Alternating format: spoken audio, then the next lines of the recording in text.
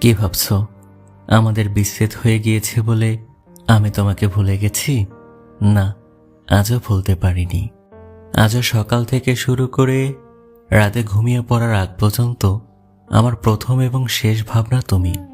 আগের মতো এখনো তোমাকে ভালোবাসি, তবে আর প্রকাশ করা হবে না কখনোই। জানো, এখনো আমার মোবাইলে কোনো ফোন আসলেই সবার প্রথমে তোমার কথা মনে পড়ে।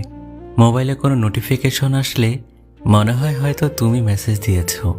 তারপর যখন মনে পড়ে তুমি এখন অন্য কারো, আর তখনই বুকের মধ্যে কেমন একটা ব্যথা অনুভব করি। জানো, এখন আমি আগের মতোই ঘুমানোর আগে মোবাইলটা বালিশের পাশে রাখি। যদি কখনো কল করো তাহলে যেন রিসিভ করতে পারি। জানি হয়তো কখনো আমার খোঁজ নেবে না, তবুও তোমার কথা ভাবতে আজও আমার শান্তি লাগে। ভালোবাসার শব্দটা শুনলেই আজও আমার তোমার কথাই মনে পড়ে। এই যে এইভাবে তোমাকে কল্পনায় আঁকড়ে বাঁচতে আমার ভালো লাগে, তবে দিন শেষে কষ্ট হয় যখন মনে পড়ে তুমি অন্য কারো।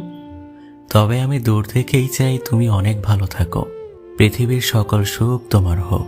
এই জন্মে তোমাকে ভুলে যাওয়া আমার পক্ষে সম্ভব নয়। জানি তুমি অন্য কারো, তবু আজও আমি তোমাকে অসম্ভব ভালোবাসি।